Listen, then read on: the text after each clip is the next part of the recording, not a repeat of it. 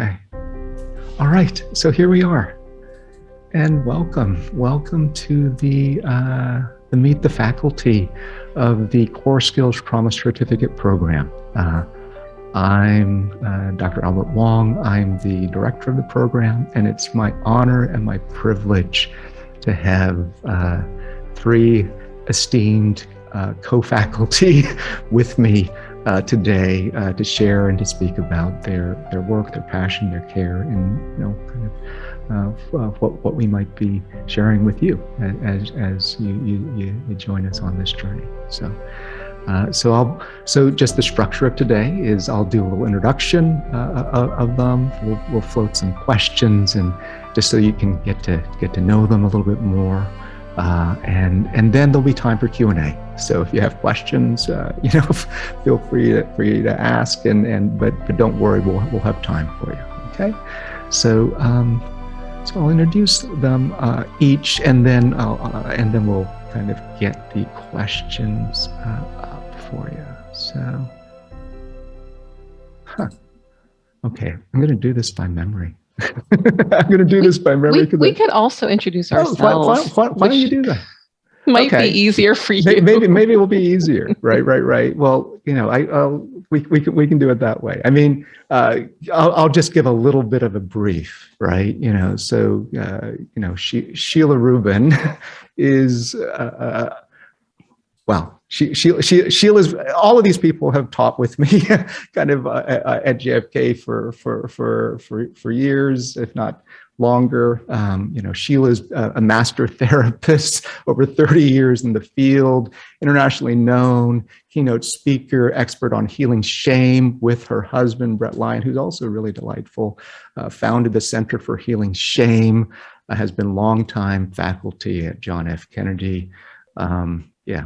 Really honored to have you here as part of our faculty. And you got a book coming up what sounds true, have taught throughout, there you go, healing shame, there you go, ta-da. Okay, so what an honor to have you here. Thank you. Just touched. Mariasha Katz came into the world with a passion for dance, right? So it's interesting just what people put in their bios, because the way that your bio reads is it's just it's so just simple in a certain way, right? You came into the world with a passion for dance, and just your love for teaching it and sharing it with people, especially as it intersects with trauma. And what I'll say, because sometimes people talk anyways, like the people like me, but people love Mariasha in terms of faculty at JFK. That's really the truth. I mean, I have to say, people like me and they love Mariasha. It's like, Mariasha, oh my God, I love Mariasha. I love Mariasha. I love Mariasha. I'll just tell this one little story. And this is kind of how I think of you a little, Mariasha, because I don't know, I used to live at Esalen. Angela and I know each other from Esalen way back when, but there's somebody named Marianne Williamson who used to come teach. Marianne Williamson's got pretty prominent, and as she was growing in prominence, she's a very compelling speaker and a persona. And she was coming through and she was teaching, in Huxley, right next to the lodge. And she had all these people coming. And then there was one of my teachers, John Soper, who was just a simple kind of person. And he was out in the back doing the recycling, he was kind of breaking down the cardboard boxes in the back. And it was just interesting. My story, I guess the punchline of this is that sometimes, Mariasha, I see you as the person in the back who's, breaking down the cardboard boxes, right? But whose depth of being is every bit on that level, right? And sometimes is not sung or spoken as much, but is every bit as deep. So, I'm very, very honored to have you here. Okay, yeah, for sure. Angela, gosh, I've known you for decades, right? And it's just it's so good to have you here. There's so many things I could say about you. Again, you have so many different kind of skill sets and backgrounds, whether it's from Brima to Gestalt. I know there's a new Blackbird Institute you're forming, kind of, which is super exciting about training and paying it, kind of bringing in the next generation of embodied somatic kind of people. And I guess the one story I'll tell about you is, I don't know if you remember this, but it really stuck out for me. I think we were having coffee at the Aroma Cafe once, and this person was looking at us and and I didn't know why. And then he came up and he just kind of interrupted, our conversation. He just said, "I don't want to interrupt you, but I just want to tell you, Angela, you saved my life. You saved my life." And I think what I recall is like you used to kind of run groups in a treatment center, a rehab center, and this person kind of, is indebted to you. And so I just wanted to, I don't know, there's the bios and then there's the person. So I always remember that about you and the work that you do and who you are. So anyway, so that's maybe it's good that I lost my notes about the Meet the Faculty. That was a more relational version. Okay. But yeah, so it's really an honor to have you all here. So I guess the first question that I had is, gosh, so maybe you could each tell us a little bit about the class, what you're going to be teaching as part of the trauma certificate program, and yeah, kind of what excites you about that, right? Yeah, whoever wants can go first. Let's go popcorn style. Yeah. Well, I can jump in. My name's Mariasha. I use she, her pronouns. And I just first want to say I'm thrilled to be here. It's exciting to see all of you. I'm excited for the program. And I'm going to be teaching a course that is towards the end of the certificate program. It's just a one-day dance movement approaches to trauma. So it's housed under the further applications and techniques class. And one of the things I've been thinking a lot about is that in these times, our bodies have really gotten hijacked.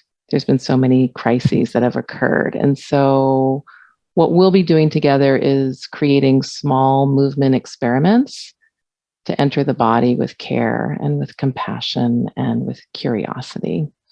And many different themes that we'll be working on. And I'm not sure exactly where we'll go. I'm going to take a temperature read when we come into the room, but we can be working with balance or maybe taking space or maybe protection, grounding. And overall, the thing I think about is aliveness. The skills that we'll be working on will be, learning to track your self-experience, which I imagine you'll be doing throughout the entire 3 months. So your self-experience with movement and with sensation and with feeling and with imagery and developing that inner witness, but also encouraging a sense of freedom and play in your movement repertoire. So this morning, I'll just say a quick thing. I was at Trader Joe's and I was thinking about this panel, and I was thinking a lot of people get super excited when I talk about movement or dance, and a lot of people get super scared. They're like, I don't want to go to that class. So I was thinking about how it's really the lens with which you bring to things, because I feel so lucky. When I walk into Trader Joe's or anywhere, I see an entire choreography happening. There's people who are getting out of each other's way. There's people who are reaching across someone else to get the lettuce. I mean, there's this whole thing going on. So all of you, even if you're thinking to yourself, I'm not a dancer, you're a mover. We all authentically move. And so I'm excited for you to get to explore what is that movement vocabulary and how can that serve you? That's what we'll be doing. Yeah, that's great. So excited to have you. Right. Yeah, life is a dance. I'll jump in, and I just want to say I'm so honored to be part of this this next level of teaching. I've been researching shame since I was 3 years old, 5 years old. There's actually healthy shame, which we'll talk about in class. But I want to say that the warmth that I felt from Albert when he first met me, and I was teaching at JFK, and he reached out his hand. And I always have this, I love to meet people, I love to greet people, and then there's this thing inside of like, am I good enough? Am I this? Am I that? Who are they? Blah, blah, this inner thing. And he reached out his hand and he said, oh, I lived at Esalen, and my name is Albert because my parents wanted to name me after Albert Einstein. And there was just such a beautiful openness in his sharing of that, and just the way he greeted me so warmly. And that moment has always stayed with me as a welcoming and a meeting and a, just so thank you for inviting me. Beautiful, beautiful, beautiful. And then I am a drama therapist, and I usually don't say that till people start working with me, and they're like, don't make me do that movement thing. And I'm like, you don't have to. We can just breathe, or we can just talk, or we can just whatever, because there's an inner scene going on. There's an inner, all the different roles that a person's played in their life. That is all going on. And if a person felt shamed or put down growing up, that's where the shame is. And so I don't usually introduce myself as, the shame person. I say I'm the healing shame person. But I'm going to teach this class about the shame binds that come up in therapy. And if you just kind of notice what happens in your bodies when I say the word shame or this word shame binds, that can start to resonate right there. And so I work from the cognitive, because we have to talk cognitive, because if I talk shame, people go somatic and they're off, or they're dissociating or something. So I have all these ways of working gently, gently, gently with psychoeducation. What is shame? What is trauma? What is the shame trauma bind? And all of the different levels that a person's nervous system goes into a shame bind every time there's trauma, every time they try to talk about it, every time they open their mouth in adulthood, when the same thing comes up. And it's like, let's have a way in this workshop to meet the client, counter shame them, ground them, understand enough about shame, because it's not about the shame, it's the reactions to shame that is bouncing all over. And then where are the shame trauma binds that are happening for them? And trauma itself is a shame bind. And so just like really understanding that from the body. And we start with the body, but we can't start with the body if the person isn't breathing and if they're dissociated and all of that. So I work gently, gently, gently, gently. And I love that Albert has invited me to be part of the faculty, because the only way to work with trauma and shame is through the body. And so there's so many things I could say about working with the body, but it's just like, that is the beginning, that is the ending, where we begin, where we end, and where all of our parts come together. And in that amazing place where somebody pauses and they don't know what to say, and they start going into the da-da-da-da-da inner critic, that's what I work with. That's what I love, Shame is a really good friend of mine. And I want to show you guys this because I love it. But there's a butterfly around. This is the Sounds True CD set that my husband and I did. But there's a butterfly. I don't know if you can see it, but the butterfly is holding the healing shame. And the butterfly is coming out of the chrysalis. And so I work with a lot of imagery for how to get somebody to get out of their shame, and the heart behind me. I work with imagery because we can't possibly work with shame and trauma unless we work with the imagery. So I'm so honored to be part of this faculty, and yeah. Thank you, Albert. Thank you, Sheila. I remember that moment of meeting you too. Yeah, and just, yeah, it was like, wow, you really like.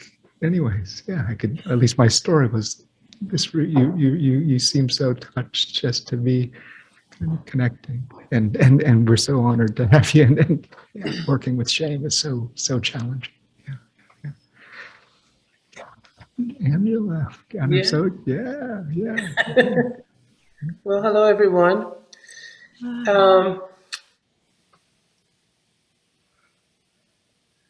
I'm very interested in intergenerational legacies. And I've been practicing somatic therapy for about 32 years. In my career, I stopped counting at a little over 14,000 people. And my work is primarily with intergenerational legacies of trauma, because the patterns repeat generation after generation after generation.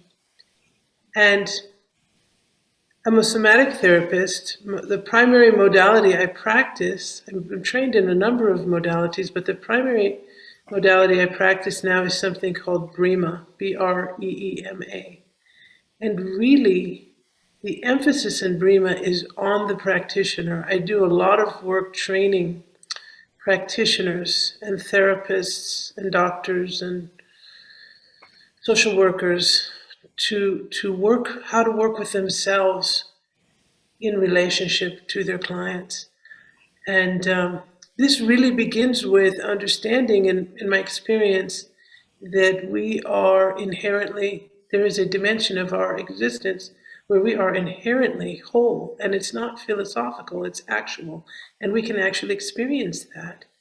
And we can experience that when our body, mind, and feelings are unified and working together. And we often have experiences of that, but don't necessarily recognize that.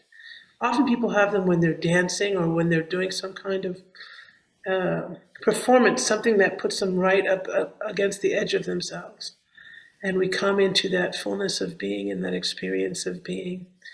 And so much of my experience in the psychological world is that we get very identified with the parts of ourselves that are fragmented, and not enough identified with the aspects of ourselves that are inherently whole. And so my hope and my wish is to work with everyone around finding simple ways to actually, not theoretically or philosophically, but actually connect to that wholeness, and then to bring that into the work with the trauma. Because trauma, in my understanding, in my unfolding and increasing understanding, really is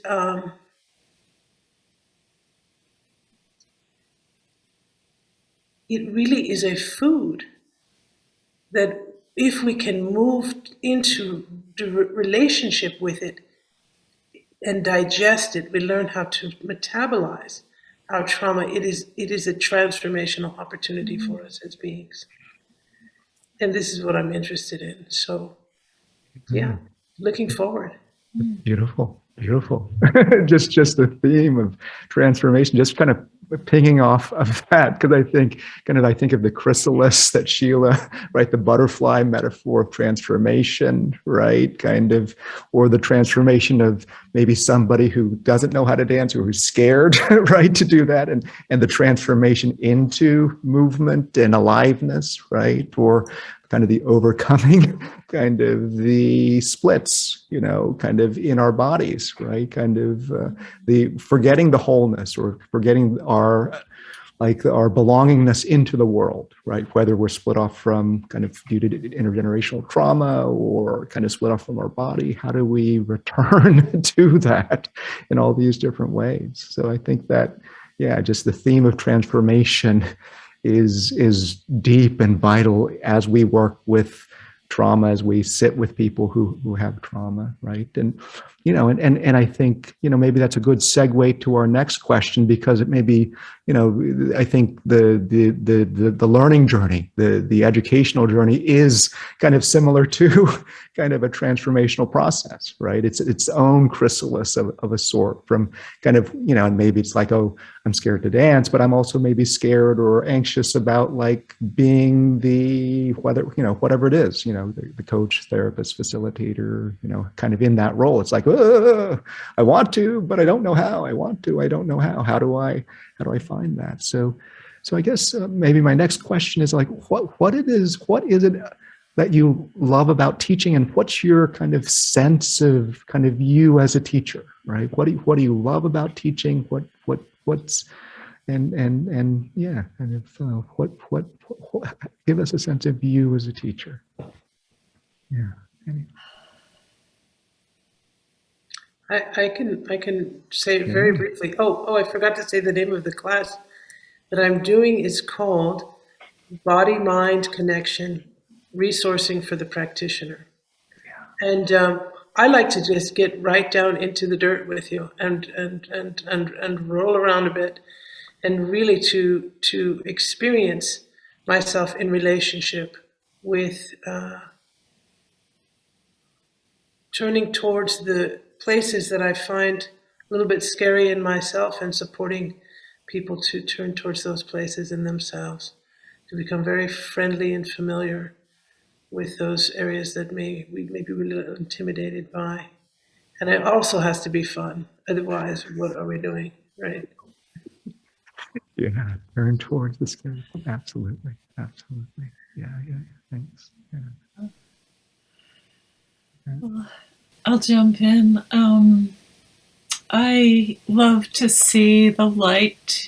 I love to see when clients and their eyes open up and they go into the breakout room and they do an exercise with each other at our Healing Shame workshops, and then they can come back to the room, and before they even start to share with the bigger group, I can see who actually did the work and who took a secret lunch break, because I can see who has the open eyes, and I can see who has the face that is opening up because for the first time in their life they shared their trauma and their shame with somebody, or somebody actually listened to them and heard them and didn't shorten their words or say, oh, what you're saying is this, but somebody actually said the actual words back to them, and that was the only thing they needed to restore the interpersonal bridge. So I work on so many levels, and I'm constantly looking at, especially on Zoom, people's faces. Are they opening? Are they tightening? Are their eyes open? Are they going to fear? All of the emotions are welcome, and then I have the things in the parts that I'm teaching where we will go from where everybody is.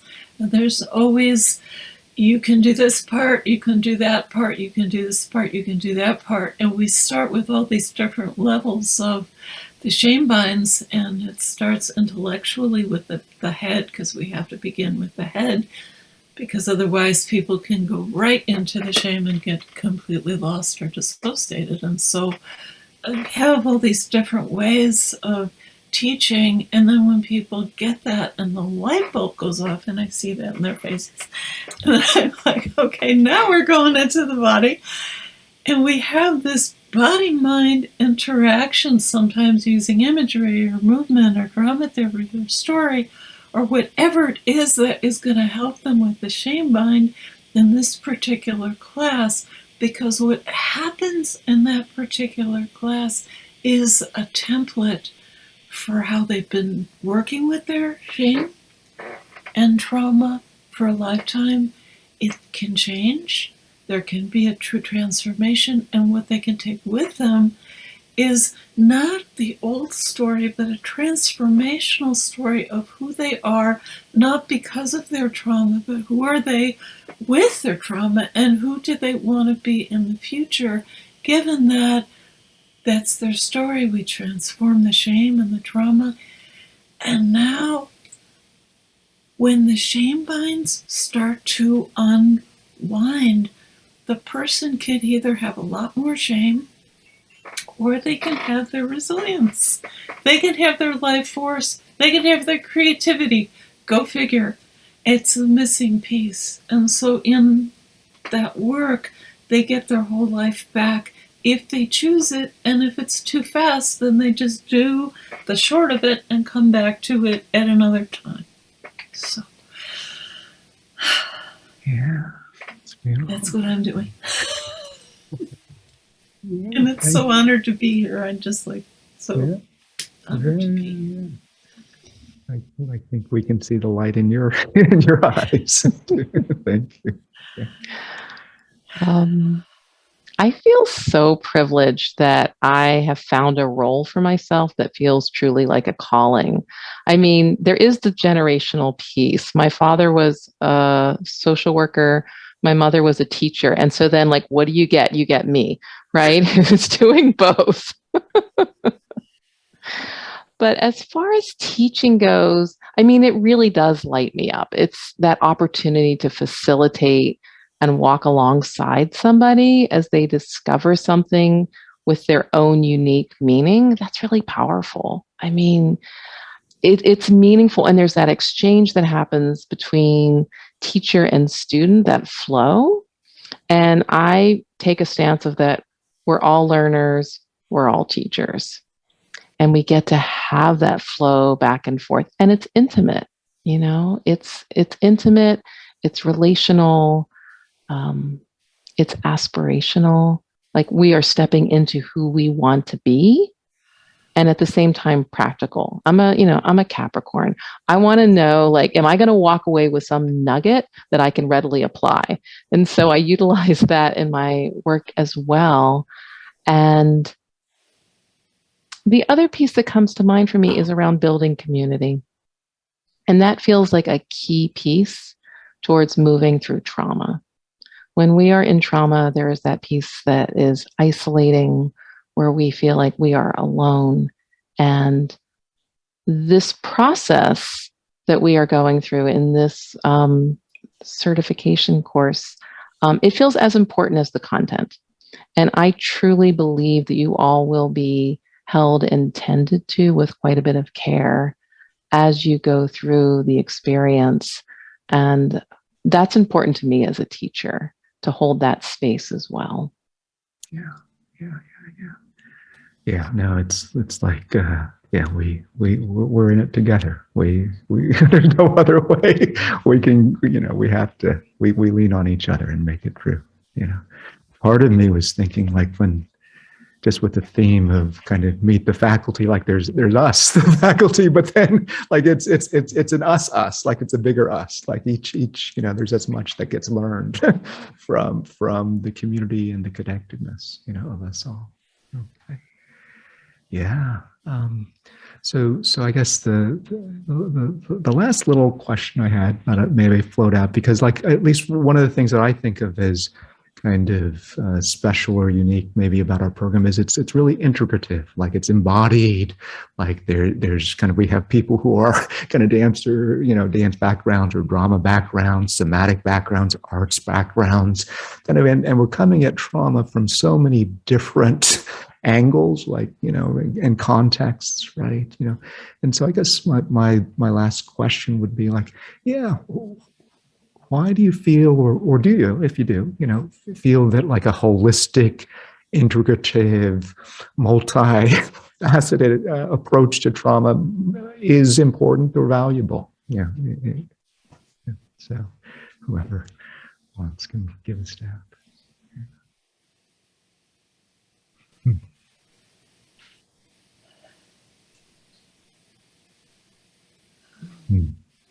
I want to say that this pause that allows me to step into the space and take a breath, this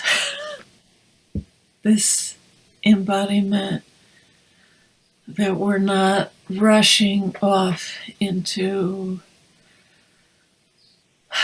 the next understanding, this pause that we can take in our breaths, in our bodies, in our teaching with our students, and look around and see all these amazing faces. I mean, this is embodied learning. This is embodied teaching. It starts with the body, it ends with the body, and it's so difficult in the bigger world.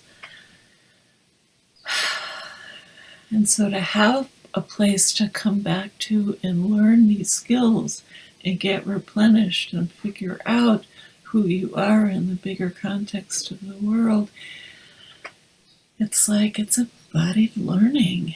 And it's the best thing there is this embodied way to teach and this embodied way to give and receive. And it is awesome. And it was at JFK, and it was why I stayed at JFK for so long.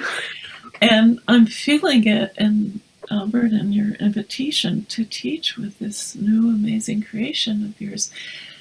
I feel this invitation of there's multi-generational transformation that is happening in each of the faculty as we sit together, that's happening in these students as they sit here. And this, I'm here to help people learn what's different between shame and a healthy shame. We're alive at a time on the planet where people are starting to say, trauma? What's trauma? First responders, they have trauma? What's that? And they're starting to ask, what is it that maybe police officers need, or what is it that ER techs need, or what is it that high school teachers need, or what is it that the bigger people need in order to be there in a different way?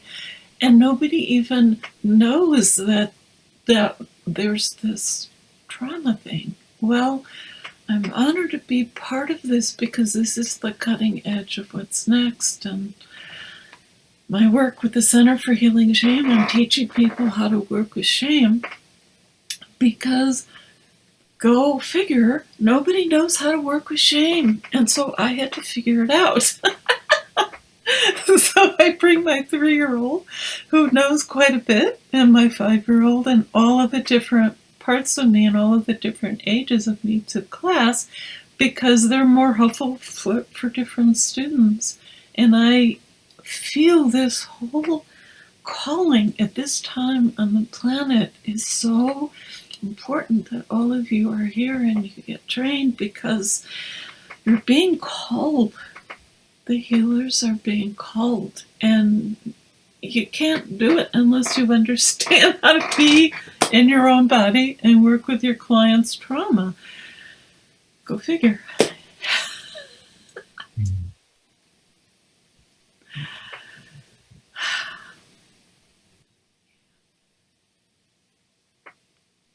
So the question around holistic integrative approach. And I sat with that question as you asked it, Albert, and what came to mind for me is we're holistic beings, right? And trauma moves us into fragments. I mean, I imagine either a big explosion or many little explosions where like the ashes come floating down and they're scattered all over. And the healing for me is in the integration of those pieces and not leaving any parts of ourselves behind. And I know that different things will work for different people. So we want a multitude of tools at the ready, which I believe we will be bringing in this certificate program. And I also know that trauma makes an imprint. Angela referenced that, right? It impacts all parts of our beings and our ancestors' beings. So a narrow view does a disservice. It keeps us in contraction. And a holistic or integrated approach really allows for that organic flow between expansion, contraction, expansion, contraction. And that's what we're doing all day long anyways. It's like the breath in and out. But we really get to embody that in this type of approach.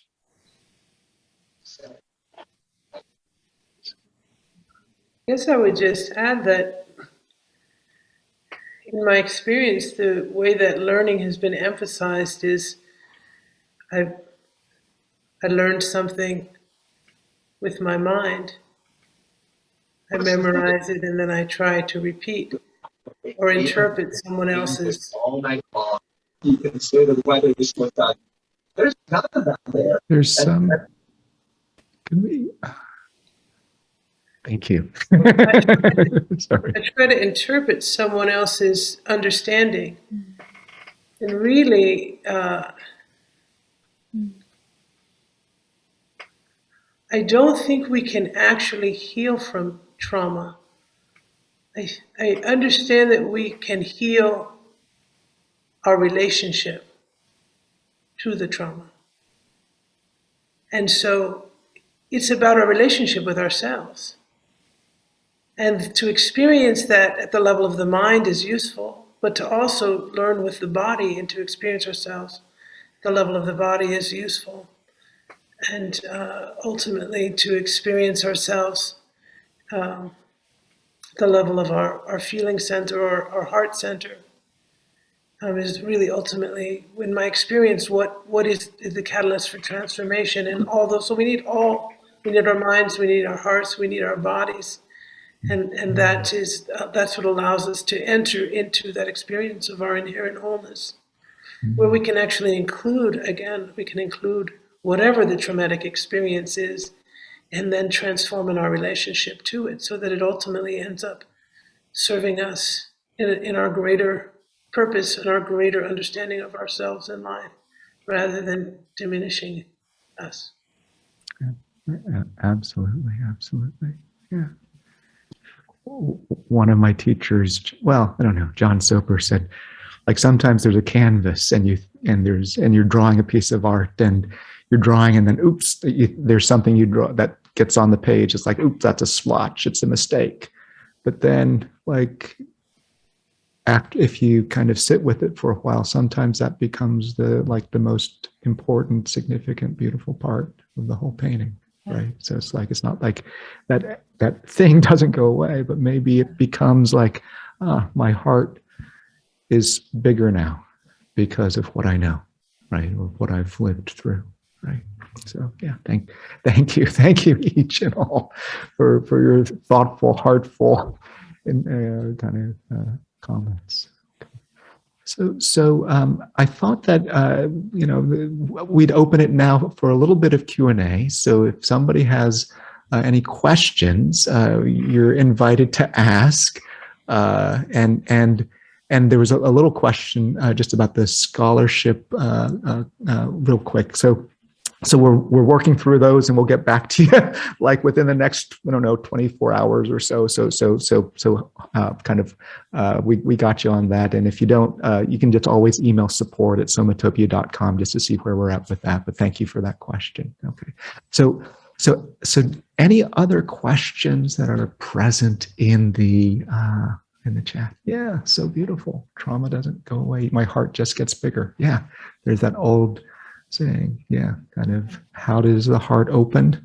It breaks open, right? Oh. Yeah, it's just like, yeah. So, yeah, let me see. Lots of people saying, kind of, yeah, exactly, yep. Thank you for your work. And we can also just sit in the silence. Yeah, go ahead. I see Elizabeth had a question. Oh, okay. Yeah. There's a couple of people. So yeah, Elizabeth, let's let you unmute, and then we'll get to Dee. Right? Sure. Yeah. I want to ask you, each of you are so grounded. You're so neuropsychobiologically regulated. You're all in a very even vibrational accord. I mean, the way that you regulate your voices, your energetic accord is super high. I want to ask you, how do you braid that beautiful, grounding, empathic, deeply compassionate, loving energy with the human energy that is so more dense? I mean, that's a kind of a deep, it's a question that is kind of a thoughtful one, but each of you seem to have mastered this beautiful accord, not only with one another, but collectively, right? And that will impact how we each learn and how we, how that funnels through us or radiates through us is a better word. And so I'm really curious of how you blend some of the human day-to-day aspects with your beautiful ability to shift into a higher accord. Oh boy, I just want to jump in there. I meditate, I meditate in the morning and I read wise words of wise people from years ago or current wise words.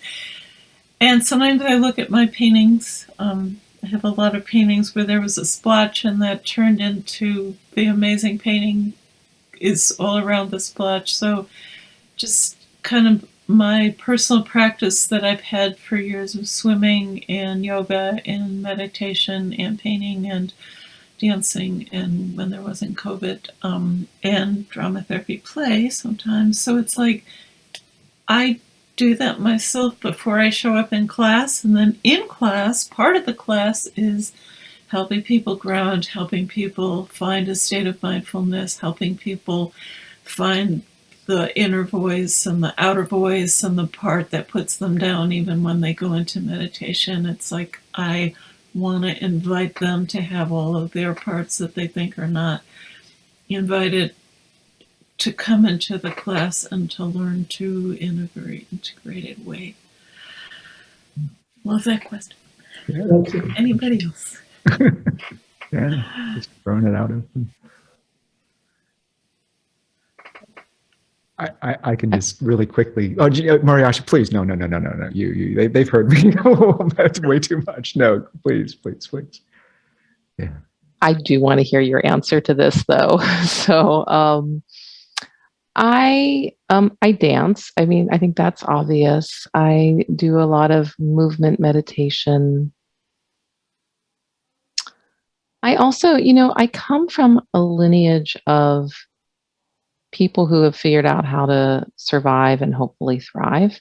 So when I enter a space, I call on my ancestors. I come from an Ashkenazi Jewish background.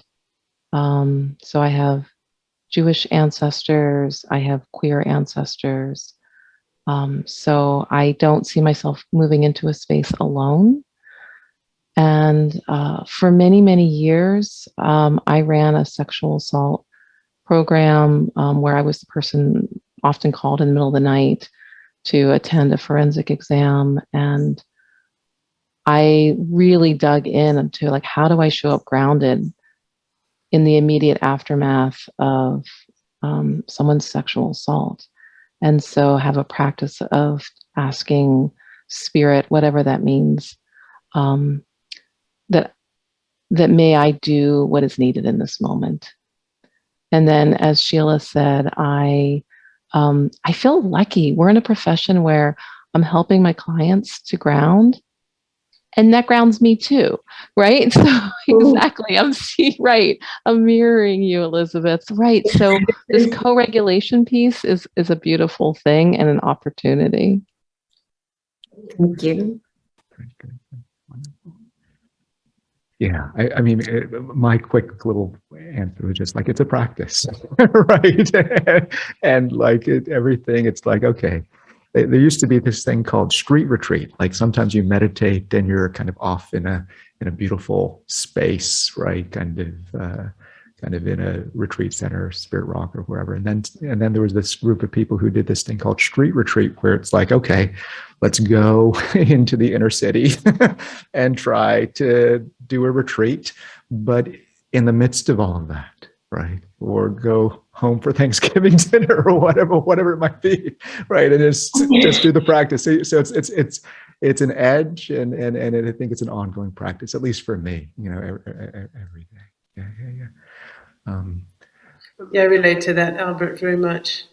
So something about also just being, for me, just being here with you all, and particularly with you, Albert. Our history goes back so far. I'm just very happy right now, and so being happy really helps. And also, we are on a panel, so we can't. It's not like we're going to come and be super ungrounded on this panel. And having a practice. I practice Brima, and in the practice of Brima, it's not called a street retreat, but it's about unifying yourself in any situation, any given situation in life. And I've come to understand that the body is an instrument of digestion. The head is part of the body. The heart is part of the body, and that we are inherently here, that we're taking in impressions all the time, and that we have an inherent ability to digest those impressions. And trauma functionally is undigested impressions, because trauma is not exactly what happens to us, but how we receive it.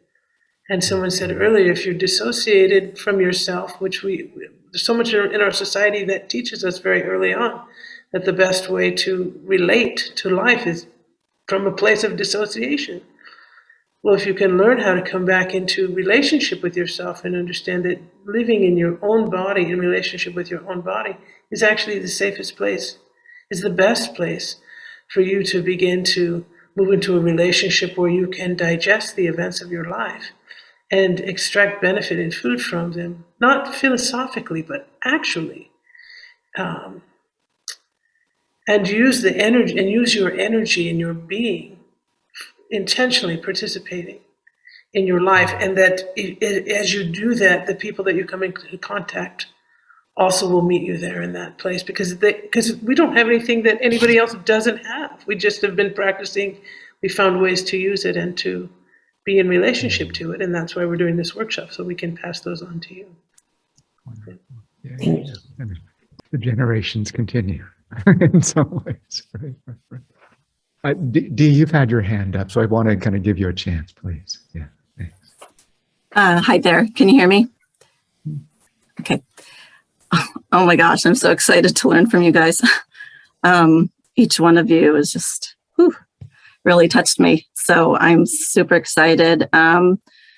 I want to learn for myself, but I also work with mostly with children, but I also do some nature retreats. And Mariasha, it's funny, just recently I'm going through a change in relationship of 13 years is ending. And so I felt like celebrating. And so I do nature retreats in the trees, and I made everybody dance and move with the trees, following the branches and the breath work and all. So I love that. So I'm looking forward to learning more techniques. But my question is, I primarily work with children. I work in the schools, and I do mindfulness and social emotional learning. And I'm hoping that some of the things that we'll be learning will be also useful in my work with children. Yes. Okay, good. Yeah. I'm in then. Yeah. I could just say a little teeny piece, which is, especially for children, so often their language is the body. So it's a very natural flow in. And I mean, certainly there's attachment trauma that occurs at very, very early ages, but I feel like so much of what we'll be teaching will be easily applicable. Yeah. Great. So there's a ditto on that, and yeah. There's a question that came in. Sheila, did you want to? I just want to. I agree. All of it is transferable to children of all ages. Yeah. Great, wonderful. Okay. There's a question that came in through the chat, which was, is it possible to know the instructor name for each course? So there is a, we'll email it to you.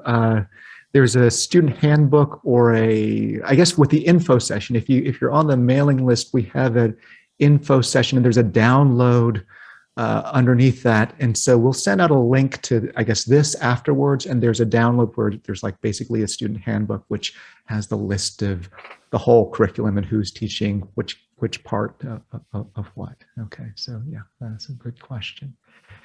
Yeah. So any other questions? Any other questions? Yeah. There was a question I saw in the chat, and now I can't find it. So maybe someone can actually speak it. But it was around something about being in person. I'm not sure what it was. Okay. So maybe everybody can scroll and find it. Oh, is it okay to do all your sessions in person? Absolutely. Yeah. Yeah. So there's practice sessions, right? Sorry, I hadn't kept track of. Yeah, is it okay to do all your sessions in person? Absolutely. I mean, please feel free to do that. You can do them in person. You can do them either with people from the class virtually, right? Or if you're close in proximity to somebody, you can do it, or you can do it with practice clients, right? Kind of people who you know or who you have rapport with, who feel like, who, just get informed consent, tell them you're practicing, and yeah, absolutely, that's totally fine for you to do. Okay, yeah, thanks. Okay, I'm just going to scroll. There was a question, Albert, that I wanted to draw the faculty's attention to related to just having finished a trauma treatment program. Okay. And great. would this be too soon to take the certificate program? Or yeah. So what's true? So I guess somebody asked in the info session, was there a prerequisite for the training? And I guess the prerequisite is the ability to be relative. And thanks for chiming in. The ability to be relatively able to regulate yourself, right?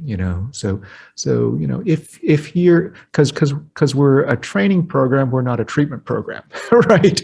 So we can't.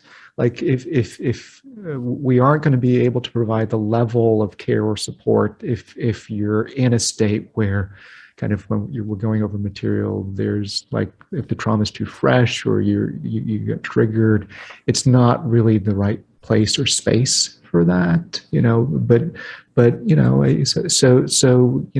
I think everybody has to kind of gauge that, but there's that kind of, I guess if you're in I like to break things down into like the hurting stage, the healing stage, and the helping stage, right? And if you're in the hurting stage, please get yourself the help you need.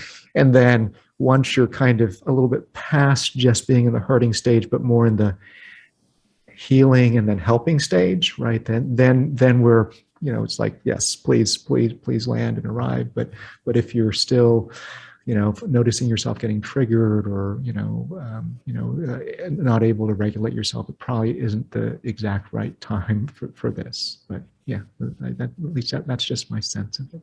Okay. Yeah, but good question. Let's see. Okay. Let's see.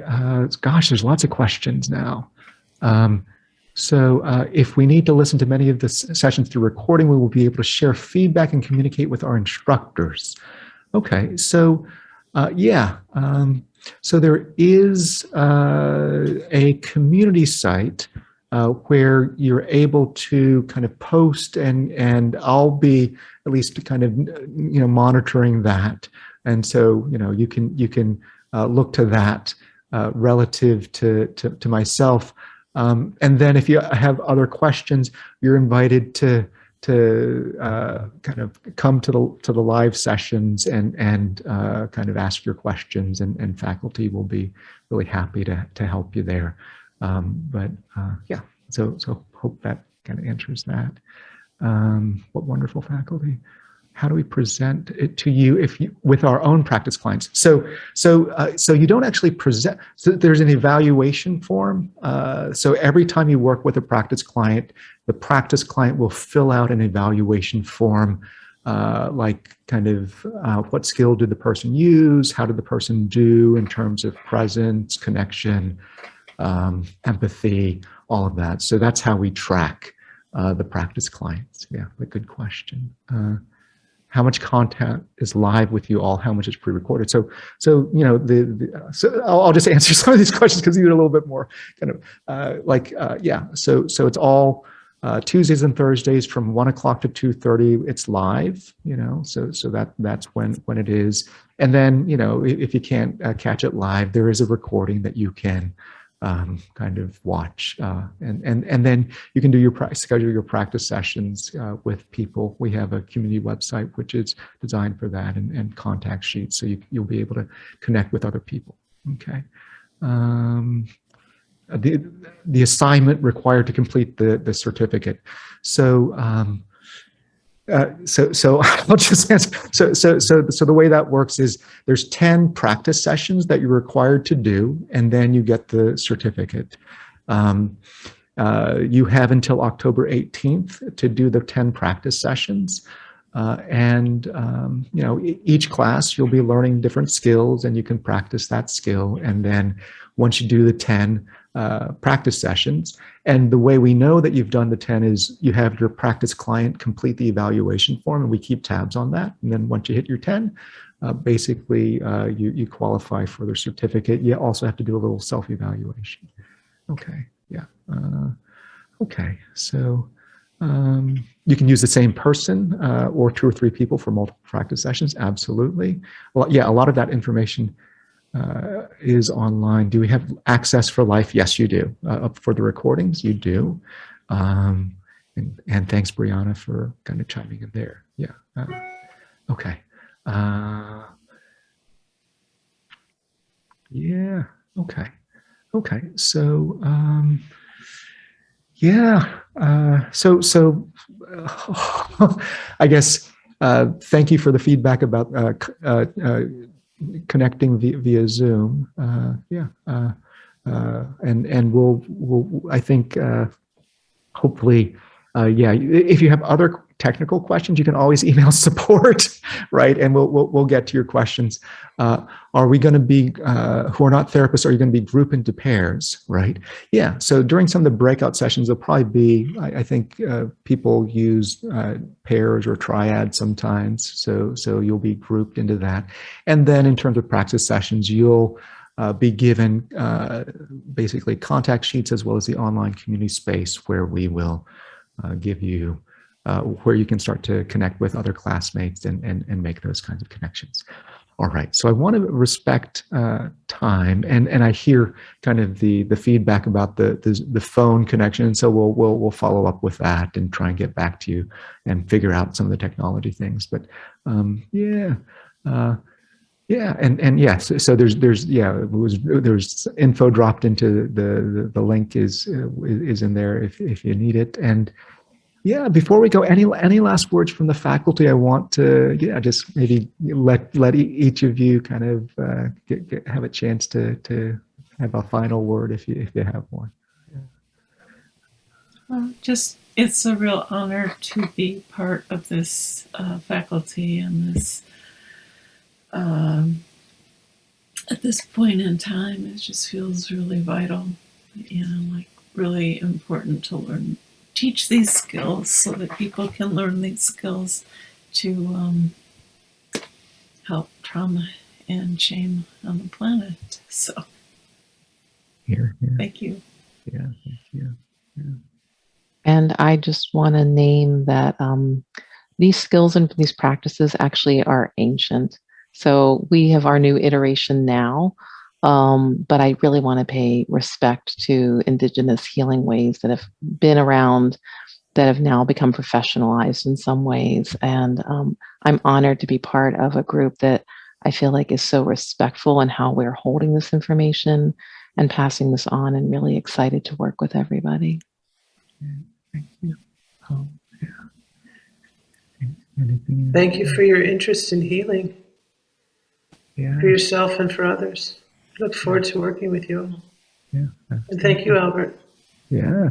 Yeah. Somatopia forever. Yeah. Well, it's an us. It's a we, right? Kind of. It's the idea of it is like we're trying to create an embodied world, right? And each of you as faculty is part of it. Each of us is part of it.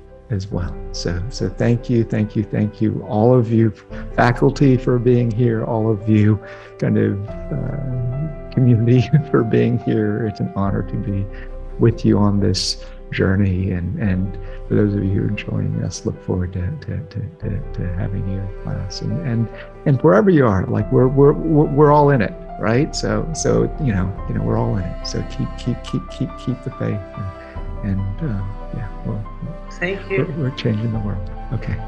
All right. So thank you so much. And yeah, blessings, be well, and maybe we'll see you in class. Class starts next week. Next week's the 24th. So yeah, I hope to see you soon.